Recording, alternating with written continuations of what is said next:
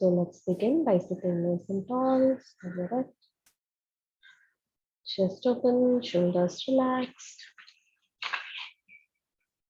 hands in Shin Mudra, palms facing up, close your eyes. Relax your shoulders, relax your facial muscles. Aruna, can you speak a little more louder? Yeah, sure. Okay. And let's start taking longer, slower, deeper breaths.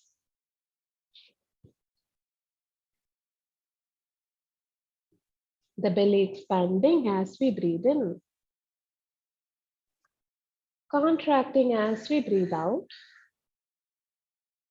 No hurry in our breaths.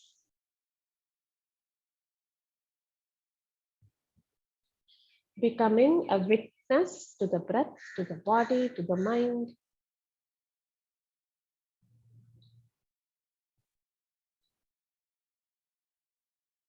And let's begin the practice with 3 Oms. Please chant along with me.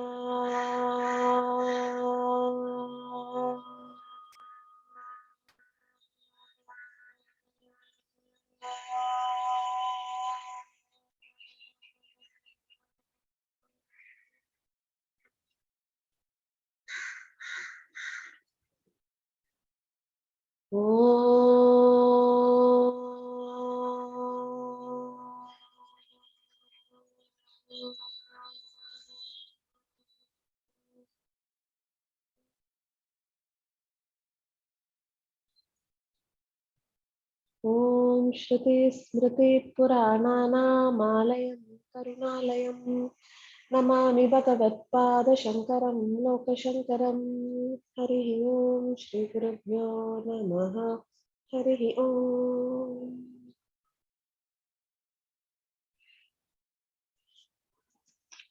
So welcome to the 4th class of this workshop.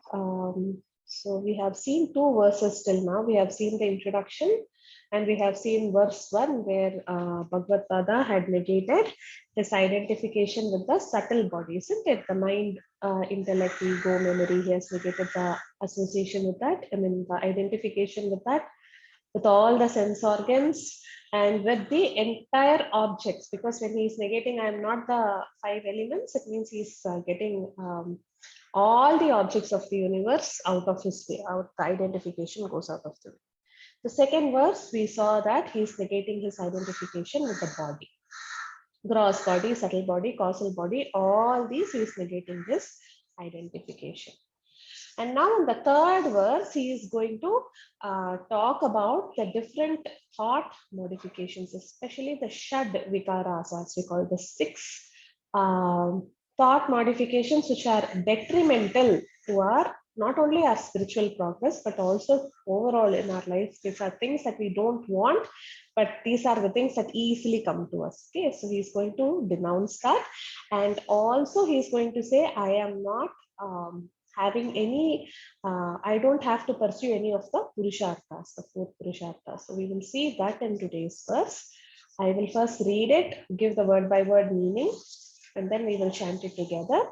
And after the third verse, we will try to chant all the 3 verses together, okay, before we start our explanation. So ready? Name Dvesha Ragav, Name Lobha Mohau, Madho Naiva Me Naiva Matsarya Bhava, Na Dharmo, Na Cha Artho, Na Kamo, Na Moksha, Chidanandarupa, Shivoham, Shivoham. Name Dvesha Raga. Dvesha Raga means dislikes and likes. Dvesha is dislike, Raga is like. Affinity is Raga. Dvesha is dislike. Name Lobha Moha. Lobha is greed, Moha is delusion. Okay. Name Lobha Moha. Madho Naiva Me Naiva Matsarya Bhava. Mother means passion. Okay. Mother also means pride. Matsarya means jealousy. Okay, envy, jealousy, all of that. So I don't have likes or dislikes. I don't have any greed. I don't have any delusion. I don't have any pride or excessive passion. And I don't have jealousy. Okay, so he's negating all this. And I don't have the the four purusharthas, right? What we pursue in life, it is classified as purusharthas. They are dharma, artha, kama, moksha. Dharma is, we all know what is dharma, right?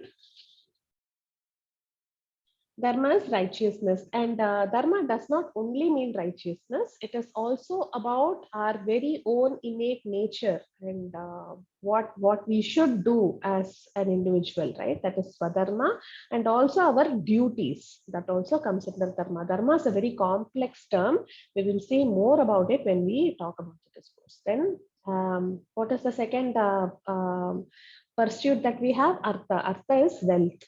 Okay. Kama is fulfilling our desires, and then moksha is liberation. These are the fourfold pursuits that we have in our life. So I am beyond all that. He is negating these fourfold pursuits also. So shall we now chant this together?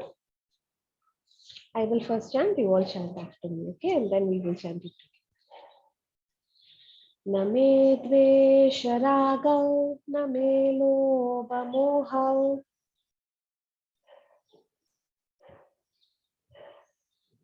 मधो नैव मे नैव मात्सर्य भावा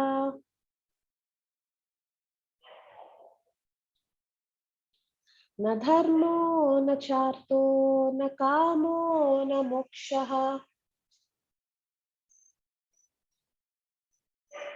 चिदानन्दरूपः शिवोऽहं शिवोऽहम्.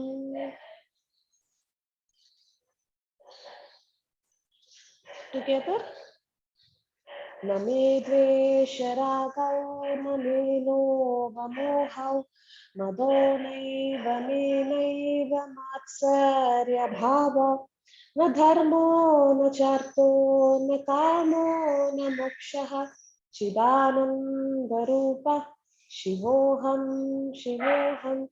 चिदानन्दरूपः शिवोऽहं शिवोऽहम्. Chidanandarupa Shivoham Shivoham. Full chanting we will do before we do our meditation practice. Okay. So now we will see about what this verse is. Okay. So when we talk about what kind of thoughts generate, what kind of what kind of attitude, what characteristics generate more thoughts means all these shadvikaras, right? And we all know, right? We all should have noble, we all should cultivate noble qualities, we all should cultivate good values. These have been drilled into us right from childhood, isn't it? Why is it being said? Is because the more we cultivate noble qualities, higher values, virtues, when we have all these lower emotions, lower thoughts, right, will easily be flushed out of our thought patterns. Okay, it's very simple, right? When you have a glass of murky water, the easiest way to clean that glass of murky water will be what? Pouring a jug full of good water into it, isn't it? Then automatically that murky water glass will become a glass of good water. It is very, very, very difficult to sit and negate all the bad things one by one by one by one. But instead, the easier way will be to fill our cup with good values and good virtues. So we will see about these shadvikaras. First is actually the shadvikaras are kama, krodha, lobha, moha, mada, matsarya.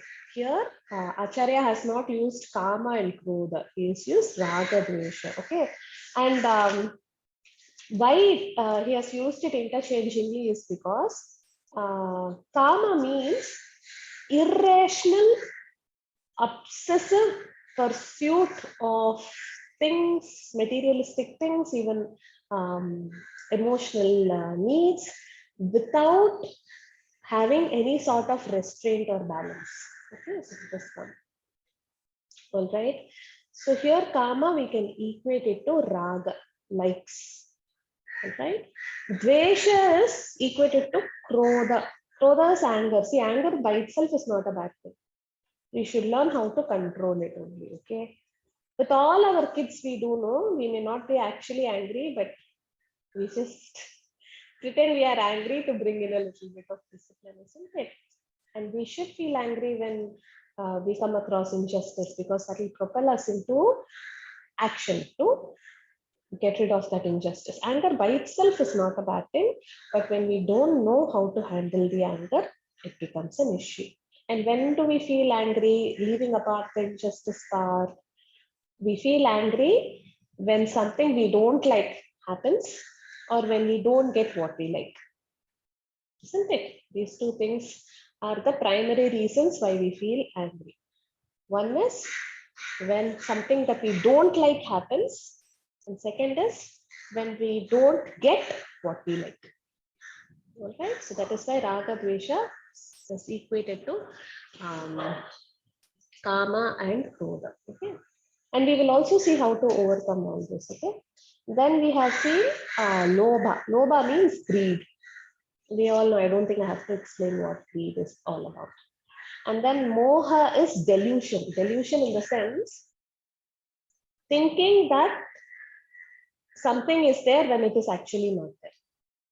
Okay, deluding ourselves. Okay, and mada is pride.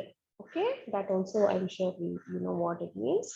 And matsarya is jealousy. So we have to dissociate from these shabdikaras. How do we do it? We will see that in detail. Okay, and your homework is also related to this. Okay, first let's attack raga dvesha. Okay, strong likes and dislikes that we have. Right? What we saw in the second class, the very nature of mind is that of being divisive, right? It keeps dividing everything it encounters, it divides, it divides, it divides. And one of the primary buckets into which this division happens is what I like, what I don't like. Everything we have this. I like coffee, I don't like tea. I like the beach, I don't like the mountain. I like sitting at home, I don't want to go out, I don't like going out. Everything we divide into likes and dislikes. Everything. And what we do, we run behind the likes and then we run away from the dislikes. Okay, so that is where most of our energy goes into. So we just have to reflect on this quite deeply. Okay. And what happens is when we are having this very, very strong likes and dislikes, you know, we become very opinionated. We become very judgmental. And that's not going to serve us in any way. We become judgmental not only about others, we become judgmental of ourselves too. Oh, I don't like this body. See, it is so fat. I don't like fat bodies. Isn't it? I don't like, so I'm judging it and behaving in this manner, right? So the strong likes and dislikes are something that we should try to balance. How do we do that? Whatever happens, let it happen. We don't have to have an opinion about everything, isn't it? Though it automatically comes to us, we don't have to have an opinion about everything. We don't have to express our opinion about everything also. Isn't it? Most of the cases we don't say it out aloud, but within us we have that opinion automatically bubbling in, isn't it? So by not being very strongly opinionated, we will be able to overcome this likes and dislikes. Good thing is happening, great. Thank you so much, God. You gave this good thing to me. It's happened. Something bad happens. Okay, God, you wanted me to go through this experience. I will go through this. It's okay. So don't pray, oh, you know, such fantastic thing happened. I want more and more of this to happen in my life. No. A bad thing happened to me. This should never happen to me again at all. No. Both of it, okay. Good happened, well and good. Bad happened, okay. That is also good. So bringing that kind of acceptance and equanimity is very, very important. It is easy to say, but actually, if you see, it's very difficult. Okay.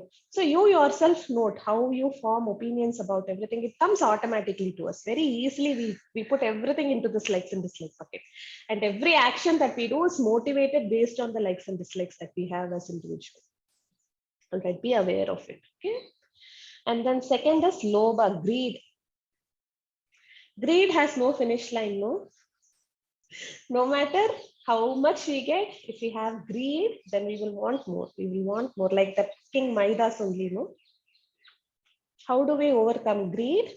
By practicing contentment, by being grateful for what we have already.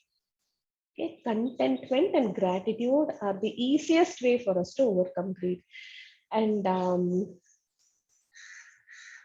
yeah, so that's about greed. And another thing is, with respect to greed, the more we feed it, the more it grows. Isn't it? The more we feel, oh, I want more, I want more, I want more, it keeps growing, growing, growing, becomes stronger, stronger, stronger. So whatever we have doesn't mean that we should not be ambitious. It doesn't mean that we should not aspire for bigger things. See, in all of this, we can immediately say, like, then how will we progress in life? Then how will I grow? All this immediately counter will come. Okay.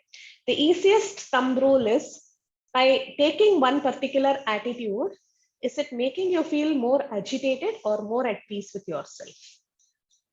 If you're being ambitious, if you're having big aspirations, and if you're working towards it, it should make you feel happy, it should make you feel energized, it should make you feel good at the end of the day.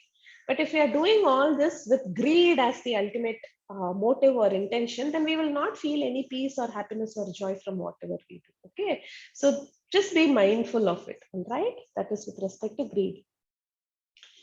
Next is moha, delusion. Okay,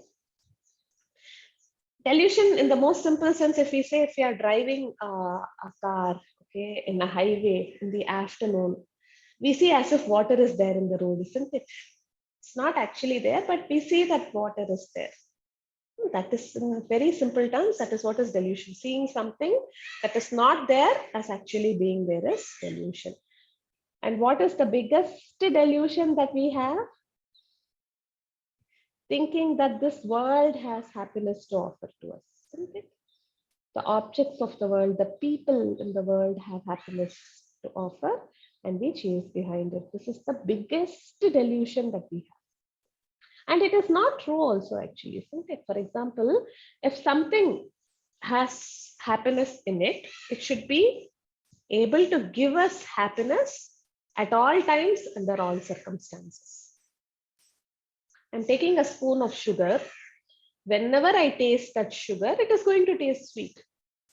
Whoever tastes that sugar, they're going to experience sweetness only. But let's take any object, for example. Okay, suppose I'm taking an Apple iPhone. I don't like Apple phones at all. Somebody is giving me that, I'm like, oh, yo, what is this? Why did you give me so much headache? I can't easily transfer files. I have to, do so many jugad work to connect it to a USB. What is this? Why? I don't like this at all. Yeah. Why did you get this? You could have got me an OnePlus phone. I would have been much happier. Another person, oh, wow, Apple phone. Yay, it's super cool. Same object.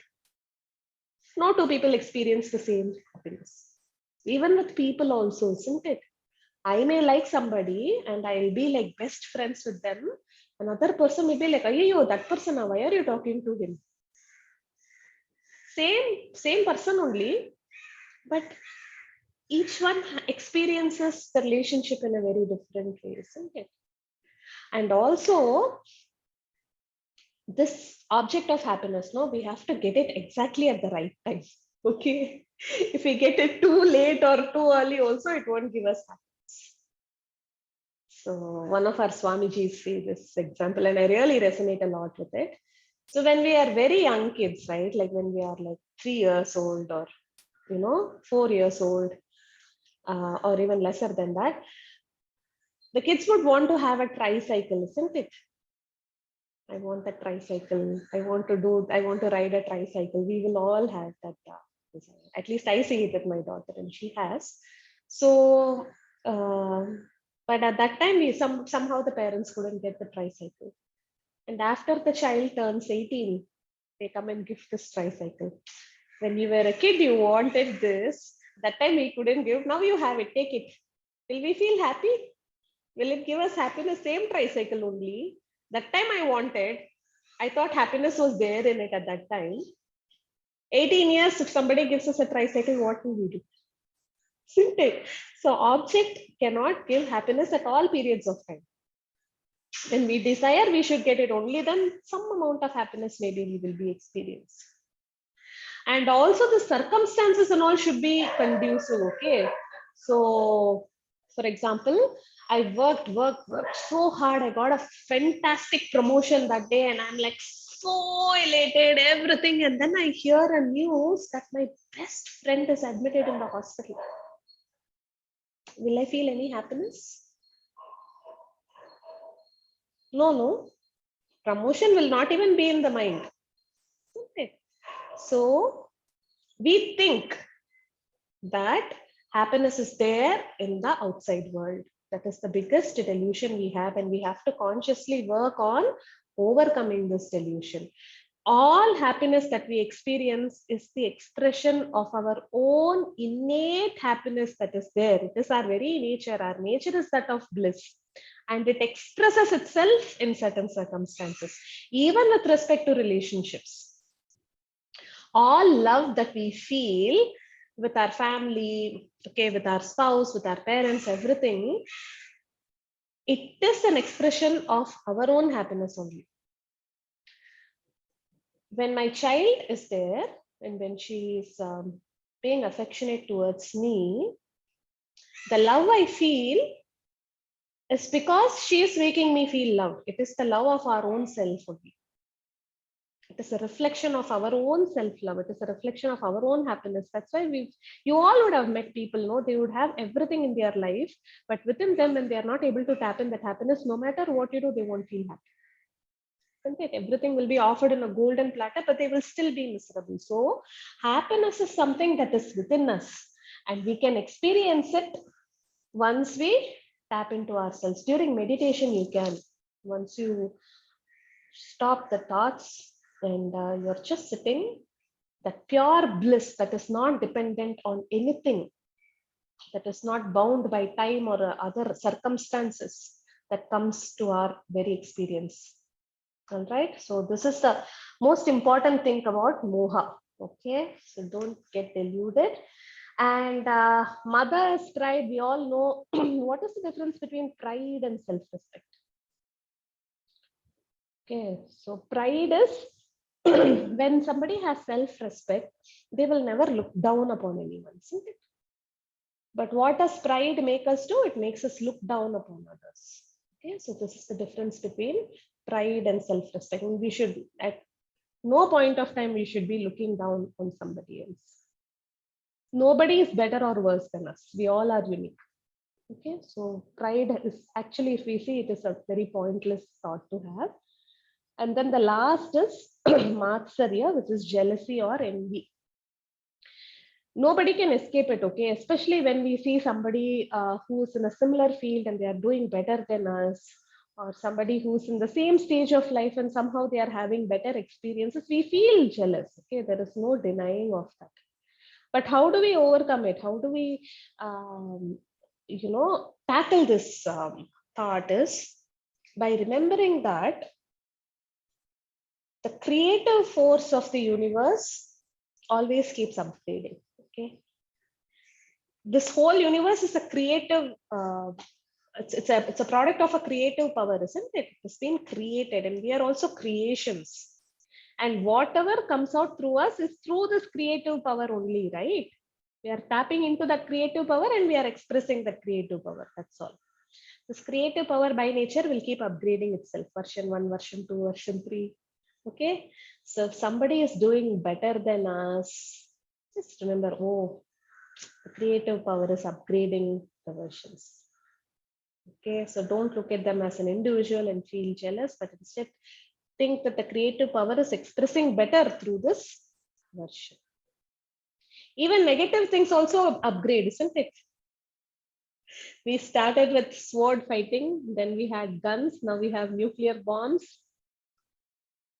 Destruction also gets upgraded. Okay, everything gets upgraded, everything gets better. Okay, so whenever we feel jealous, remember that the universe is upgrading its creations step by step. Okay, so then we won't feel jealous. And it is the nature, all right. Definitely, even in our kids, we see, right. Our parents used to say, "Oh, you guys are a lot smarter than what we were," and now we look at our kids and say, "Oh my God, you are so smart. In this age, I knew nothing, but look at the way you are leading your life." It is natural only. Okay, so whenever we feel that emotion of jealousy coming over, remember that the universe is upgrading itself, and we won't feel it too much. So this is about the shad vikaras. This is all practical. Okay, we have to, that's why we have to be aware of the thought, and then we have to do what has to be done to negate that thought. Okay, so this is about that. And then we'll come to the purusharthas. So the Shastras say that the man's life has these four pursuits: dharma, artha, kama, moksha.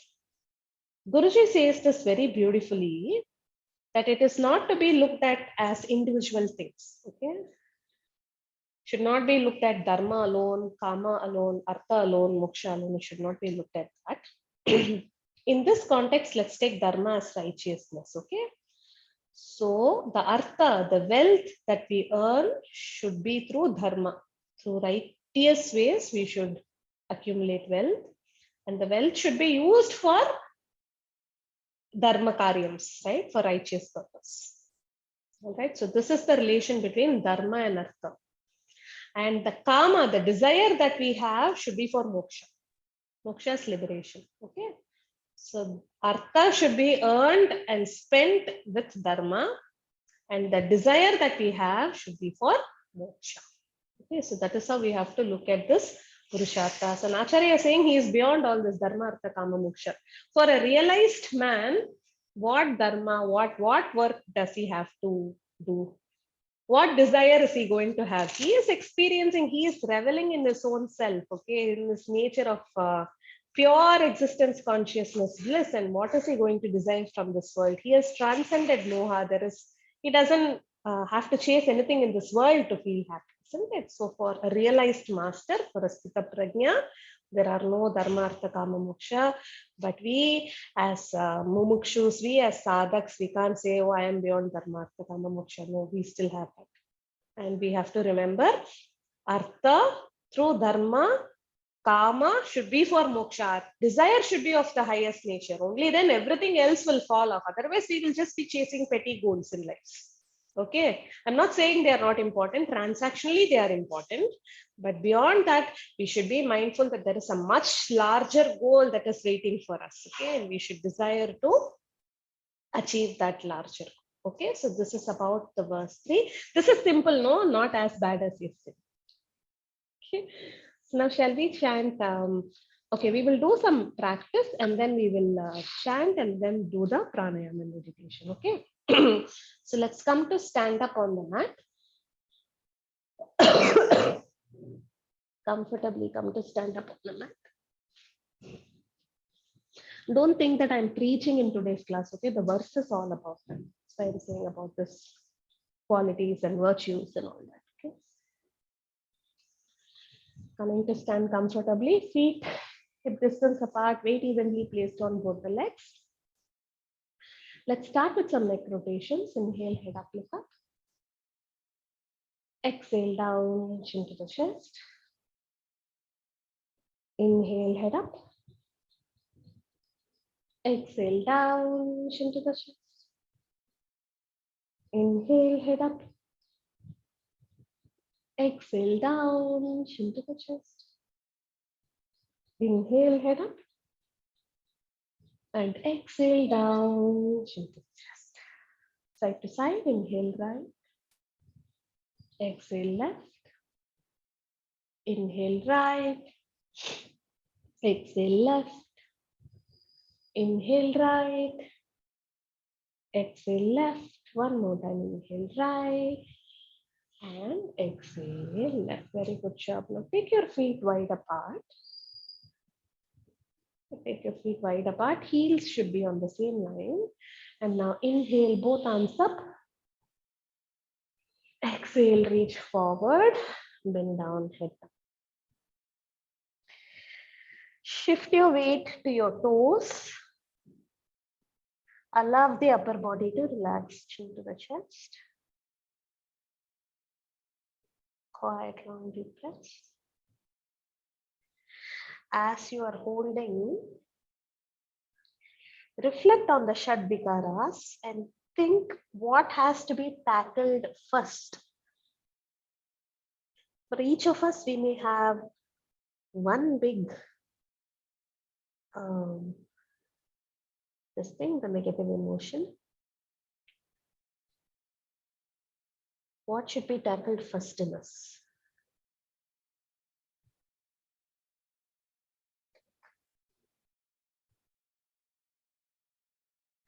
Keeping your left palm down on the floor, full palm down on the floor, right hand goes up to the sky. Twist. Look at your right fingertips, or you can even close your eyes.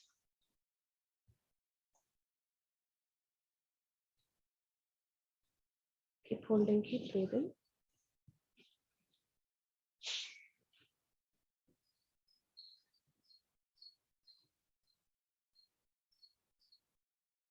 Also think how these Shadvikaras impact our life, our day-to-day life. How do they impact our decision making? How do they impact our interactions? You can think about all that.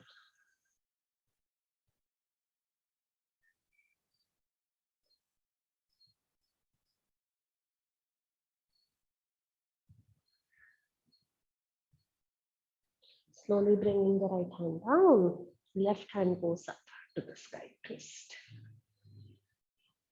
Look at your left fingertips.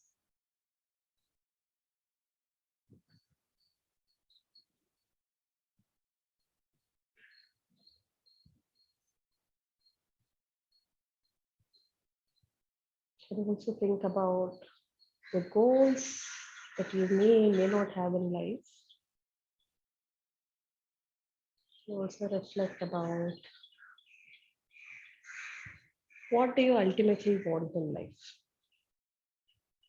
and ask why after it.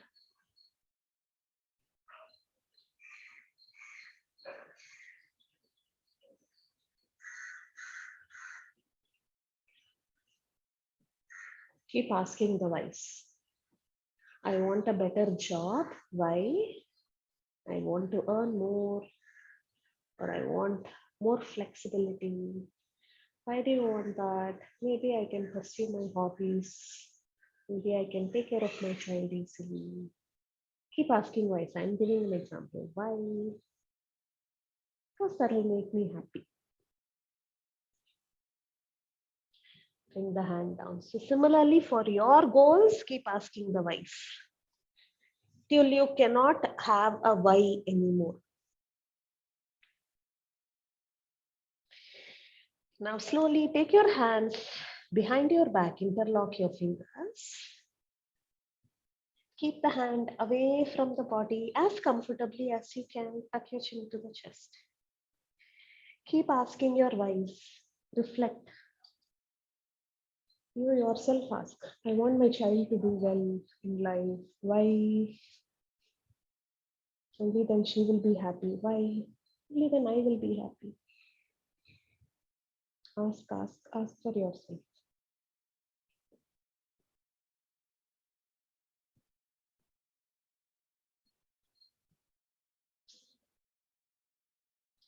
And from here, slowly drop your hand down and then hold your ankles with your hands.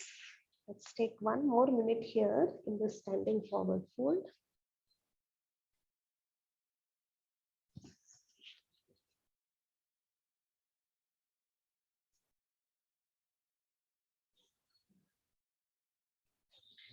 And now slowly lift your head up, chest up, look forward.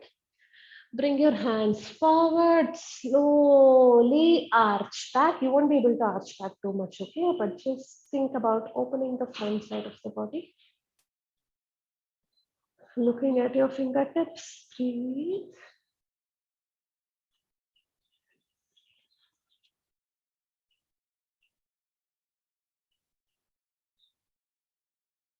And slowly release. Good job. Bring your feet closer together. They are touching each other, okay? I can't stand that way. You all keep your feet together. Right hand to the right, flip, wrap. Pull the belly in, left hand on the right shoulder, twist to the right. Don't lift the feet off the mat, okay? Twist to the right. Breathe. I hope you're still doing that Y exercise.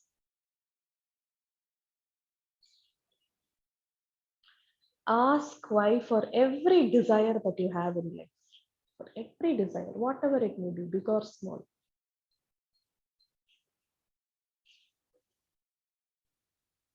You want to have bisibele bath for dinner. Why? Ask everything, big or small. Ask why.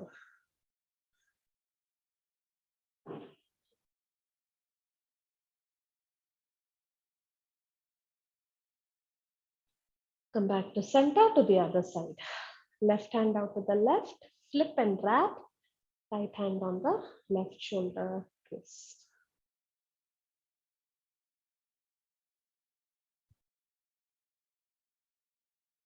Hold and breathe.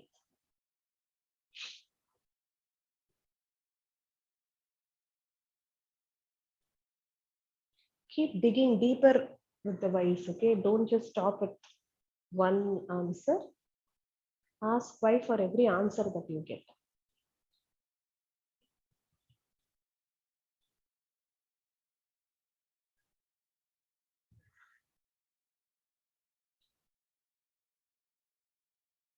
And slowly release. Very good job.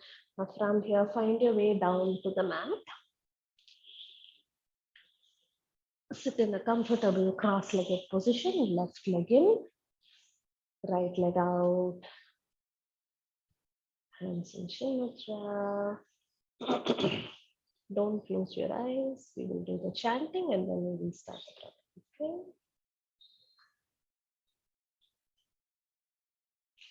Okay. So take my deep breath.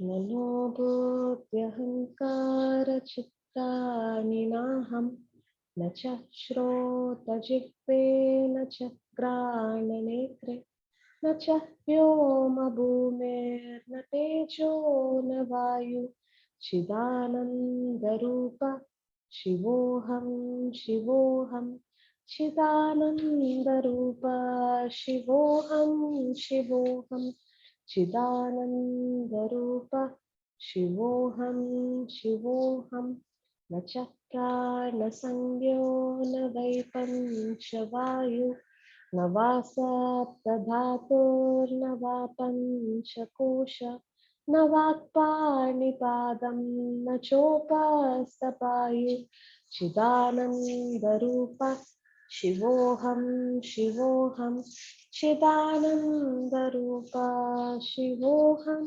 Shivoham Chidanandarupa Shivoham Shivoham Name Dvesharagau Name Lobhamohau Madhonaiva Nenaiva Matsarya Bhava Na Dharmo Na Charto Na Kamo Na Moksha Chidanandarupa Shivoham Shivoham Chidanandarupa Shivoham Shivoham Chidanandarupa Shivoham Shivoham.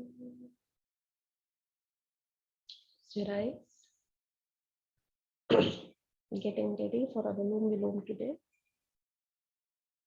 We're going to do slightly more number of rounds.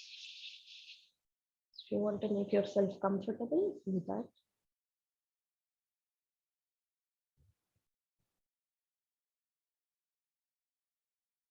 Left hand in Chin Mudra, right hand in Vishnu Mudra, elbow close to the body, deep inhalation. Exhale completely. Close the right nostril with the thumb. Inhale left, 2, 3, 4, breathing.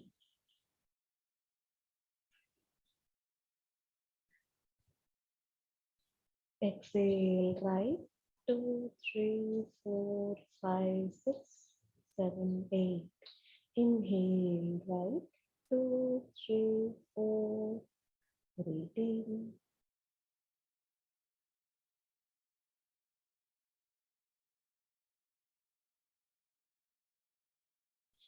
Exhale left, 2, 3, 4, 5, 6, 7, 8. Inhale left, 2, 3, 4, retain.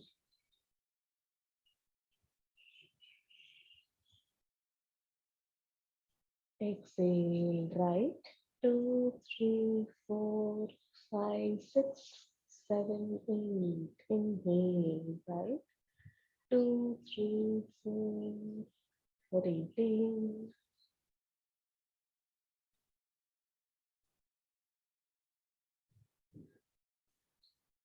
Exhale left, 2, 3, 4, 5, 6, 7, 8. Inhale left, 2, 3, 4, retain.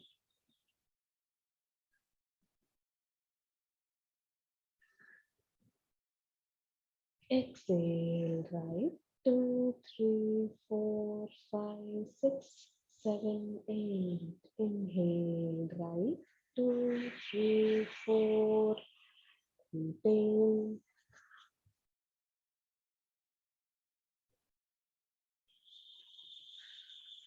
Exhale left, 2, 3, 4, 5, 6, 7, 8. Inhale left, 2, 3, 4, retain.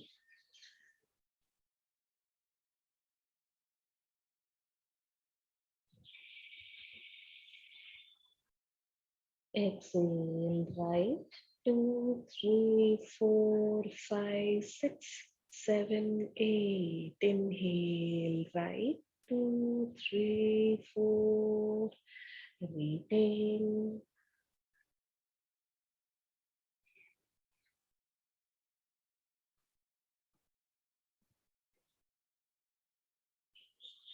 Exhale left, 2, 3, 4, 5, 6, 7, 8. Inhale left, 2, 3, 4, retain.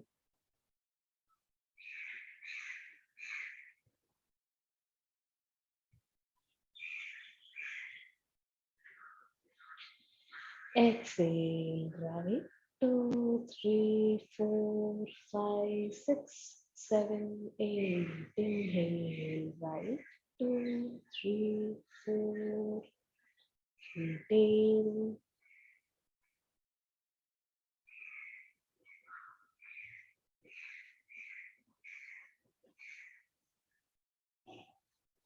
Exhale left, 2, 3, 4, 5, 6, 7, 8. Inhale left, 2, 3, 4, retain.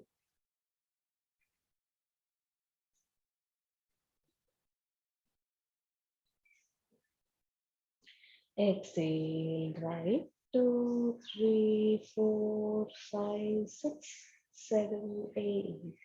Inhale right, 2, 3, 4, retain. Last retention.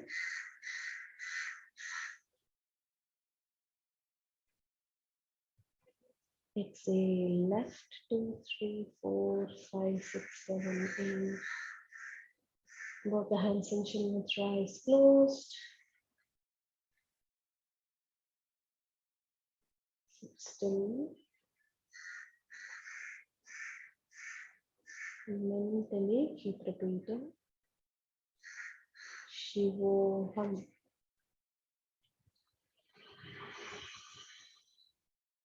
can repeat it fast, you can repeat it slow, set your own rhythm.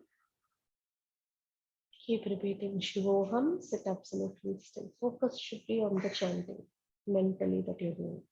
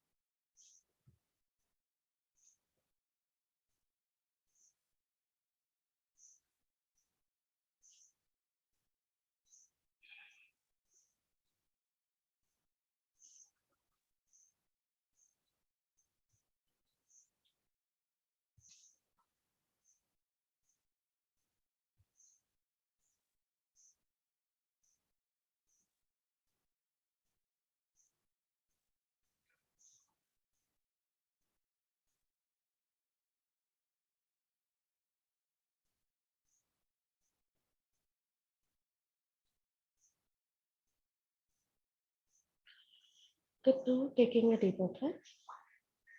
Slowly bring the awareness back to the body. And then gently open your eyes. Any doubts in today's session? Not as bad as yesterday it was, I'm sure. Anything you want to ask? All clear? No, yeah. Yes, Karthika, you want to ask? Aruna, today's class was really great, actually. I mean, I missed yesterday's class, but today I felt really good. Thank you so much first. And then I just have one question. Like when we say like we need to get free from our likes and dislikes, right?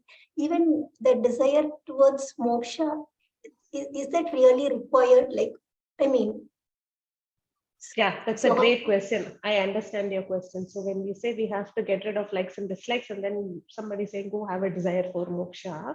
yeah. This is about attaching yourself to a higher goal so that the lower things can easily move. We all would have experienced this, right? Like suppose there is a huge function that is happening in the family, very big function, and you are, part of the organizing team of that family function. You will have all these nachi-pichi relatives who will do all nonsense work, isn't it? At that time, they won't bother you much because you have a bigger goal. You want the function to run smoothly, so you swallow off. Let them be. I don't want to bother about these people. I have something bigger to achieve. Similarly, in office also, you're aiming for a promotion. You have a stupid boss or some nasty co-workers or some absolutely shitty clients. We swallow it, we go for the higher. But the highest goal that is there is moksha. Imagine if we have that desire, what will happen to all other nachi-pichis in life? It won't bother us much. Eventually, we will have to drop that desire too. That will come in the following verses. But we have to attach to the higher to be able to detach from the lower. All right. So that is why this desire for moksha is very important. Yeah. Okay. So I hope that answered your question. Thank you for that. Yeah. Any other questions? So homework time. So today, so I asked you to do that why assignment, right? You just keep questioning yourself. Why am I doing this? Even if you're brushing your teeth, why am I brushing the teeth? What is the purpose? So if this happens, then why should I do it? Why? Keep asking whys for your own thing. Okay, dig deep. You will find one common answer for all. Find out what is that. And then for the next 3 days, we'll be meeting only on Monday. For the next 3 days, daily practice Anulom Vilom, at least 8 rounds. Okay. Morning, evening, doesn't matter, but practice. All 3 days, practice by yourself. It won't take you more than 5 minutes of your time. After doing Anulom Vilom, mentally chant Shivoham for 108 times. Okay. Shivoham, Shivoham, chant slowly 108 times.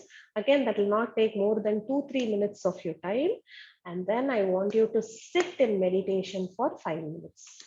Okay, all of this put together will not take more than 20 minutes of your time. Okay. Anulom Vilom, Shivoham Japa 108 times. Sit in meditation for 5 minutes. Okay, this you have to do on all 3 days. Okay, and we will all meet again on Monday. Thank you so much. And yes, today is Gurudev Swami Chinmayananda's Mahasamadhi Day, and this is the day when I officially launched Yoga Darshini. So Yoga Darshini turns 4 today. So thank you all so much for practicing with Yoga Darshini, and immense gratitude to every one of you for being here and supporting Yoga Darshini. Thank you so much. Yeah. Bye. Take care.